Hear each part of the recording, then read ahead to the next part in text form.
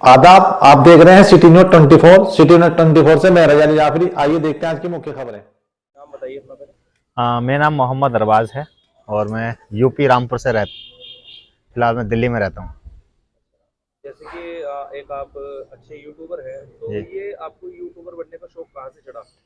ये 2016 में जब नोटबंदी आई थी तो उससे मेरा एक चैनल हुआ करता था जहाँ मैं सवाल किया करता था, तो वहाँ से क्यूरियोसिटी थी। एक आम इंसान के मन में सवाल होता है और एक आम इंसान से एक नागरिक, एक अच्छा नागरिक बनने की पहचान यही है कि जब आप, चाहे वो गवर्नमेंट हो या कोई भी हो, उससे आप सवाल करते हैं, अपोज करते हैं। जब आपको दिख रहा होता है समाज में कुछ गलत हो रहा है, सवाल करते हैं। तो वहाँ से एक जर्नी स्टार्ट थी मेरी। किस तरीके का चैनल था? क्या न्यूज़ चैनल था या वो सामाजिक करंट अफेयर, कोई भी टॉपिक हो सकता है। मतलब समाज में कुछ गलत हो रहा है या मान लीजिए कि कोई भी ऐसी गतिविधि है जो नहीं होनी चाहिए, चाहे वो नेशनल लेवल पर हो, चाहे वो गांव के लेवल पर हो। मान लीजिए गांव में कोई नेता होता है, वो कहता है कि यार हम आपको नाली देंगे या सड़क देंगे, लेकिन 5 साल बीत गए ना तो नेता आता है। तो वहां से क्यूरियोसिटी होती है कि वहां अब अपनी आवाज का आप कहाँ रख सकते हो। तो सोशल मीडिया भी एक माध्यम था 2016 में, तो वहां पर मैंने ट्राई किया, लोगों ने पसंद किया, तो वहां से मैं थोड़ा फेमस हुआ। 2016 से ही क्यों शुरू करा? उससे पहले भी तो ये आर्थिक स्थिति ऐसी चलती थी, गाँव के माहौल ऐसे थे, बहुत सारी चीजें थी, तो जब क्यों नहीं शुरू किया और अब आके ये शुरू करने का क्या? 2016 में मुझे अवेयरनेस मिली कि यार सोशल मीडिया भी एक पावर है। 2016 से पहले मैं इतना अवेयर नहीं था।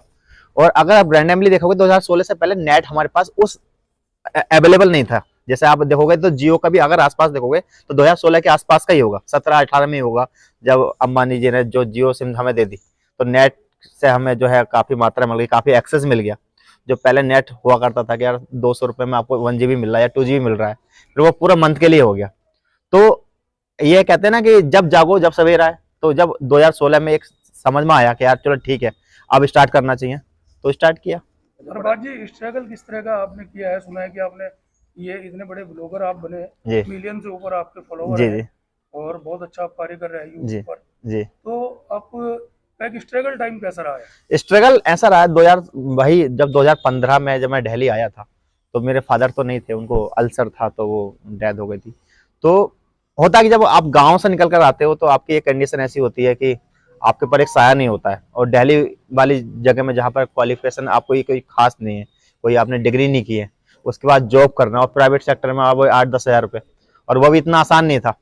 तो जब वहां से आप सफर स्टार्ट करते हो, और जब अगर सोशल मीडिया की बात करोगे तो यहाँ पर ये नंबर इतना आसान नहीं है। आज कितना आसान है कि आप कोई भी कोलैबोरेशन कर सकता है, या मान लीजिए वो किसी भी लेवल पे आप कर सकते हो, चाहे वो पैसे से कर सकते हो या फेम के कर सकते हो।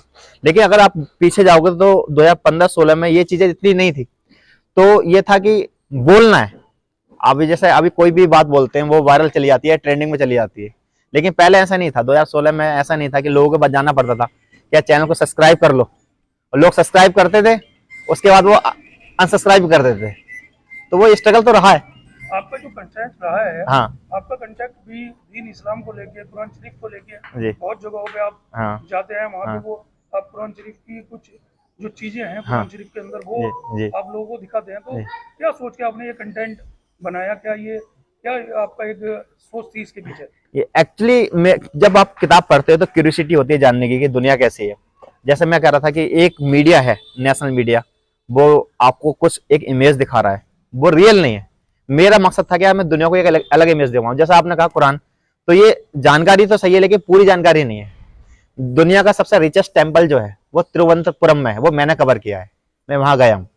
हल्दी घाटी का युद्ध कहाँ हुआ ये मैंने कवर। होता क्या कि व्यूवरशिप कैसी है, मैंने सारी चीज कवर की है।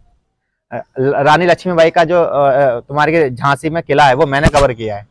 ग्वालियर में जो सिंधिया साहब का महल है वो मैंने कवर किया है। एग्जैक्टली क्या है, ये यूट्यूब का एक एल्गोरिदम है कि अगर आपका नाम जैसे मान लीजिए अब्बास है तो आपके पास वो उसी कैटेगरी की चीज आएंगी। मेरा मकसद था भारत की असली खूबसूरती दिखाना, वो भारत की असली खूबसूरती दिखाना जहां पर सारे लोग एक साथ रहते हैं। आज भी लोग जमीन पर रहते हैं, गांव में लोग आज भी आपको नंबर से नहीं पहचानता। अब दिल्ली में जाओगे लोग नंबर से पहचानते हैं, लेकिन गांव में लोग आज भी आपको नाम से पहचानते हैं कि यार ये फलाने का घर है, ये रामकिशोर का घर है, ये जावेद का घर है। तो वो असली दिखाना था। तो मैंने इंडिया से स्टार्ट किया था। इंडिया से करते करते करते फिर मुझे लगा नहीं यार, मेरे के अंदर क्यूरियोसिटी बढ़ती गई कि यार मुझे 7 अजूबे करने। तो 7 अजूबे में पहला मिस्र था, मैं मिस्र चला गया, फिर जॉर्डन चला गया, फिर ऐसा शुरुआत। क्या कभी ऐसा हुआ है कि इतनी ऊंचाई पर पहुंचने के लिए आपके सामने कुछ दिक्कतें, कुछ प्रॉब्लम ऐसी आई हो कि आपको लगा हो कि मुझे थक के हार के पीछे लौट जाना चाहिए? हाँ आया। लास्ट में आउटपुट पर आप बिलीव करते हो, जब आप आउटपुट नहीं आते, व्यूज नहीं आते, जैसे आप सब लोग डिजिटल पर हो तो आप इसके सबके मारे हुए होगे कि व्यूज नहीं आते हैं, तो ये परेशान करती है। बट मैंने इसका एक एल्गोरिदम सीखा कि यार अरबाज मुझे अपनी बात रखनी है। अब सामने वाला इसको पसंद नहीं करे, जरूरी थोड़ी नहीं है कि मेरी कोई भी एक्टिविटी को सामने वाला पसंद करेगा। मुझे इसलिए करना है कि यार मुझे पसंद है, और मैं आउटपुट पे नहीं जाऊंगा। मुझे बस जो बात अच्छी लगेगी बोलूंगा बोलूंगा बोलूंगा, मैं आउटपुट से हट जाऊंगा। और जब आप ऐसा सोचते हो ना, तो क्या होता है फिर आप अपने लिए जीते हो, और एक दिन ऐसा होता है कि जब अपने लिए जीते हो ना, तो दुनिया भी फिर आपके लिए जीती है। जिस तरह आज हम एक शहर से दूसरे शहर जाने के लिए हमारी पॉकेट में इतना पैसा नहीं होता कि हम चले जाएं जी। आपने जगह जगह, शहर शहर, स्टेट स्टेट, अब फॉरेन कंट्रीज तक हो जाए, हाँ, यूट्यूब चैनल के माध्यम से हो जाए, या फिर उससे पहले ही आपकी इनकम इतनी थी, या क्या आपका इसके पीछे का राज क्या है? नहीं, अल्हम्दुलिल्लाह मेरी 19 कंट्री हो चुकी हैं। अभी मेरी नेक्स्ट कंट्री ओमान की है। ऐसा कुछ नहीं था। मेरा बैकग्राउंड मैंने आपको बताया था कि बहुत डाउन था, बहुत ही ज़्यादा डाउन था। इतने पैसे भी नहीं थे मेरे पास। मैंने स्टार्टिंग ही जब करी थी, जब मेरे पास कुछ नहीं था।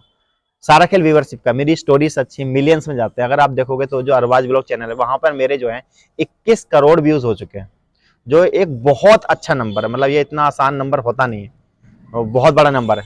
तो बस कर रहे हैं, व्यूअरशिप से पैसे आते हैं, स्पॉन्सर होते हैं, तो इस तरीके से पैसे आते हैं। देखिए यूथ से मेरा यही होगा कहना कि यही एडवाइस होगी कि एक वक्त था जब हम कोई बात करते थे तो हमें लगता था यार हम अच्छा सोचते हैं या हमारी सोच अच्छी है, लेकिन हमारे पास वो लोग नहीं सुनने वाले। अक्सर आप अपने घर में देखते हो कि जब आप कोई एडवाइस देते हो या आपको सोचते हो, तो आपको लगता है यार आपके घर वाले भी आपकी बात को नहीं सुन रहे हैं। तो ऐसे में क्या है, सोशल मीडिया ने उस दीवार को ब्रेक कर दिया है। अब आपको ये समझना पड़ेगा, दुनिया बहुत बड़ी है। आप अपने थॉट को चेंज ना करें, आपका जो भी आइडियाज है वो रखें सोशल मीडिया पर, और आपको ये समझना है दुनिया इतनी बड़ी है, अगर मुझे 2-3 लाख लोग भी मिल गए मेरी सोच वाले, तो मेरा बेड़ा पार हो जाएगा। तो हमें कॉपी नहीं करना है किसी को। आपका जो भी थॉट है, आपका जो भी आइडियाज है, आपकी जो भी जैसी भी सोच है, कुछ भी, चाहे सुई बनाने की हो, चाहे वो हेलीकॉप्टर बनाने की हो, कुछ भी जो सोचते हैं ना, आपको ये इतनी बड़ी दुनिया में से 2-3 लाख लोग इकट्ठे करने हैं, और उसे इकट्ठे करने के लिए आपको 1 दिन बोलना पड़ेगा, 2 दिन बोलना पड़ेगा, 5 दिन बोलना पड़ेगा। सोशल मीडिया से ये फायदा है। लेकिन आजकल सोशल मीडिया पे देखा जा रहा है, जो नए युवा है या लड़कियां हैं, वो इस तरीके के ब्लॉग बनाते हैं जिसको देखते हुए सामने वाले को भी शर्म आ जाती है। तो उसमें क्या कहना चाहेंगे, क्या इन लोगों को बनाने चाहिए? ये दौर पहले भी था, लेकिन वो सोशल मीडिया पे नहीं था। हमारा जो मन है वो हमेशा जो बुरी चीजें उसकी तरफ भागता है। ये कोई नई चीज नहीं है। अभी जैसे एग्जाम्पल के तौर पर आप देख लो कि कहीं होटल होता है, वहां पर अगर रिसेप्शन पर लड़की बैठ जाए तो वहां पर लोग जाते हैं, ये होता है। अब ये ऑफलाइन है, ऑनलाइन यहाँ भी ज्यादा है। मैं वही कह रहा हूँ कि आपको अपने कंटेंट को चेंज नहीं करना। ये एक सस्ता रास्ता है, एक गंदा रास्ता है। आप सवाल ये नहीं है कि आप पैसा कितने कमाते हो, सवाल ये है कि पैसा आपने कैसे कमाया। सक्सेस वही है कि जब आप अपने माँ बाप की आंखों में आंख डाल करके ये कह सको मैंने ये पैसा कमाया। मैं ट्रेनिंग करता हूँ, मैं 19 कंट्री घूमा हूँ। मेरे लिए बहुत आसान है एक स्क्रिप्टेड लड़की लाना और उसके साथ प्रैंक करना। मैंने कम से कम 40-45 लाख रुपए ट्रैवलिंग में खर्च कर दिए। मेरे लिए बहुत आसान था 5,000 रुपए में लड़की लाना और ब्लो करना। लेकिन मैं अपनी बहन को क्या जवाब दे सकता हूँ? अभी जैसे यहाँ पर कुछ लोग हैं, जब हम अभी देवबंद गए तो वहां पर जितने भी मेरे सब्सक्राइबर थे वो सब एजेड थे। बोले बेटे हम तुम्हारी वीडियो देखते हैं, तुम्हारी वीडियो देखते हैं। तो मुझे अच्छा लगता है कि यार कि जब पूरी फैमिली मेरे साथ वीडियो देखती है। तो सवाल यही है, इस दुनिया का सबसे बड़ा सवाल यही है, और ये इम्तिहान यही है कि आप काम कैसे करते हो। और किसी भी फील्ड में हमेशा 2 रास्ते होते हैं, एक गंदा और एक सस्ता रास्ता होता है, और एक अच्छा रास्ता था। अच्छा रास्ता थोड़ा टफ होता है। तो सोशल मीडिया की जो बात करें तो वहां पर यही है, जो ये लोग डांस कर रहे हैं या वल्गैरिटी फैला रहे हैं, ये बहुत सस्ता कंटेंट है। इससे आप पैसा तो कमा सकते हो, लेकिन आपका मन हमेशा विचलित रहेगा। आप अपने घर वालों की आंखों में डाल नहीं पाओगे, और अगर आपने घर वालों की डाल भी ली तो आप अपने बच्चों की आंखों में आंख नहीं डाल पाओगे। आप कभी नहीं चाहोगे कि आपका बच्चा भी यही काम करे जो आपने किया है। हर चीज का एक एज इफेक्ट होता है जी। क्या आप अपनी आने वाली एज में भी उसी एनर्जी के साथ ये काम करते रहेंगे, यूट्यूब वगैरह और ब्लॉग वगैरह बनाते रहेंगे, या आगे कुछ और सोचा है आपने इसके बाद? मैंने सही मायनों में फ्यूचर का मैं 4-5 साल पहले सोचता था। लेकिन अब मैं नहीं सोचता, मेरा अपना ही मानना है कि हम सब क्रिएटर हैं, लेकिन इस दुनिया का सबसे बड़ा क्रिएटर रब है, सुप्रीम पावर, वो उसने पूरी दुनिया को बनाया है। तो जब कुछ मेरे हाथ में है ही नहीं, मतलब ये मान के चलिए पूरी बुक है, एक चैप्टर जो है जन्म का वो रब ने लिखा है, जो दूसरा चैप्टर है मौत का वो भी रब ने लिखा है, बीच के चैप्टर हमें क्लोज करने हैं या भरने हैं। तो मेरा मानना यह है कि एक प्लानिंग करना अच्छी बात है, और समय के साथ एनर्जी भी जाती है। मैं अभी आपसे कहने लगूंगा कि मैं उस एनर्जी बोलूंगा तो ये मेरा अभिमान होगा, मेरा घमंड होगा, तकब्बुर होगा। लेकिन जब मैंने उस लाइफ को जिया ही नहीं तो उसके बारे में मैं कैसे कह सकता हूँ कि वो उस साल या 5 साल बाद भी वो मेरी एनर्जी होगी। लेकिन हम सब चाहते हैं एनर्जी रहे, हम सब चाहते हैं इस दुनिया में के जिंदा रहें, लेकिन हर इंसान को फना होना है इस दुनिया से। जैसे एजुकेशन की बात लेके चले, आपने कहा एजुकेशन मैंने इतनी नहीं की, लेकिन जब धीरे धीरे आप बढ़ने लगे तो क्या ऐसा मन नहीं हुआ कि मैं ब्लॉग बनाते बनाते साथ एक एजुकेशन भी लेता रहूं? आपकी बात बिल्कुल सही है, और मैं ये यूथ से भी कहना चाहता हूँ कि मुझे बहुत चीज खाती है इस चीज को। जब मैं कभी आउट ऑफ इंडिया जाता हूँ तो इंग्लिश को लेकर मुझे बहुत प्रॉब्लम होती है। मुझे लगता है कि नहीं यार, उस समय पढ़ लेना चाहिए था, या कुछ भी मजदूरी कर लेनी चाहिए थी, कर लेना चाहिए था। वो एज दोबारा नहीं आती है, आप चाह कर भी नहीं पढ़ सकते, आपके पास बहुत जिम्मेदारियां हो जाती हैं, आप कॉम्पिटिटर बन जाते हो सामने वाले के, तो वो कभी वो चीज नहीं हो पाती। तो जो एज के हिसाब से आप पढ़ लोगे वो फुलफिल नहीं हो पाएगा। आप कर सकते हो, डिस्टेंस से कर सकते हो, लेकिन जो आपका उस समय जो माइंड होता है, आपकी जो मिट्टी होती है वो कमजोर होती है, जिधर वो आप ढालोगे उधर आप जाएगी। अब थोड़ा होता है, फील होता है इस चीज का। लेकिन ये कहते हैं पढ़ाई की तो कोई उम्र नहीं होती, और आपका कहना है कि उस समय जो ढाल लेते क्या इस समय भी बीच में ऐसा नहीं लगा कि यूट्यूबर के साथ साथ मैं इसको भी क्लासेस करता रहूं या कुछ चीजें पढ़ता रहूं? नहीं, मैंने कहा ना, जैसे अगर आपके मन में है तो कुछ भी कर सकते हो आप। मन में मतलब नहीं हुई इस चीज को लेकर कि मैं आगे पढ़ूं या इस चीज को लेकर? बहुत सारी जिम्मेदारियों ने रोका। जैसे एग्जांपल के तौर पे that time I don't have money, पैसा नहीं था उस समय, कुछ भी नहीं था। अब पैसा है बट टाइम नहीं है। जैसे मैं वर्कआउट की बात करूं तो मुझे अच्छा लगता है कि मैं वर्कआउट करूं, बट मेरे पास 7 दिन नहीं है जो 7 दिन में अपनी बॉडी को दे सकूं, तो वो बीच का रास्ता निकालना पड़ेगा। तो वो कंपल्सन हुआ, लेकिन वो जो टाइम पीरियड था मेरे पास, तो वो ज्यादा अच्छा टाइम था मेरे लिए। आज आप सहारनपुर आए हैं, इनविटेशन था या ऐसे ही सहारनपुर जनपद देखने आए? ये मान के चलिए, ऐसा फील हो रहा है जैसे मैं एक घर से उठकर दूसरे घर में आया हूँ। आज अम्बर भाई ने वो फील कराया मुझे, मतलब एक बहुत अच्छा फील हो रहा है। और स्पेशली मैं ये चाहता था कि यार इस कल्चर को देखना। मैं इस कल्चर को जब मैंने देखा, मैं पिरोया हूँ इस चीज को, तो मुझे ये महसूस हुआ कि यार मतलब मुझे दादा वाला समय याद आ गया कि लोग जा रहे हैं, लोग वेट कर रहे हैं इफ्तार का, दुकानें लग रही हैं और बहुत सारी चीजें हैं। तो मतलब एक अच्छा। तो भी आप यहाँ पे रुकेंगे कुछ दिन या फिर? नहीं, मैं आज ही जाऊंगा, इफ्तार के बाद जाऊंगा, बट इंशाल्लाह मोहब्बत हो गई, दोबारा आऊंगा। एक पर्सनली क्वेश्चन और आपसे। जी जी। आप अब मैरिज लाइफ के बारे में क्या सोचते हैं? क्या मैरिज का कोई माइंड में है? हाँ, मैं ये मानता हूँ कि मैरिज होना जरूरी है। इस पे मैं एक चीज क्लियर करना चाहूंगा कि मैं चाहता हूँ जितना भी यूथ है या जो बुजुर्ग लोग हैं वो इसको ये बोला है जीवन साथी, कि भाई जीवन साथी कब आएगा। जब हम शादी बोलते हैं ना तो हमारे दिमाग में इमेज आती है कि 4 लाख रुपए, 5 लाख रुपए, 10 लाख रुपए, 20 लाख रुपए, ये घर। जब हम कहते हैं जीवन साथी तो इंसान छोटे कहता है यार लड़की बताओ कोई, ये लड़का बताओ कोई। तो जिंदगी हमारी जीवन साथी से कटती है, कोई मिलेगा कोई अच्छा मुझे।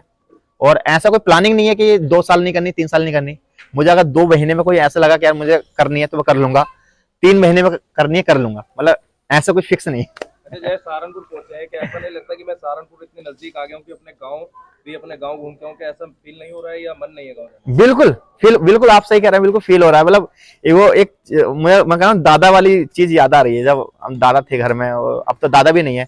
गाँव की बात हूँ, हमारे दादा नहीं है, मतलब जैसे हम अम्मा भी नहीं है, दादी भी नहीं है, हमारा दादा भी नहीं है। तो मतलब वो मैं आप सही बताऊँ ना, वो गाँव वाली रौनक चली गई।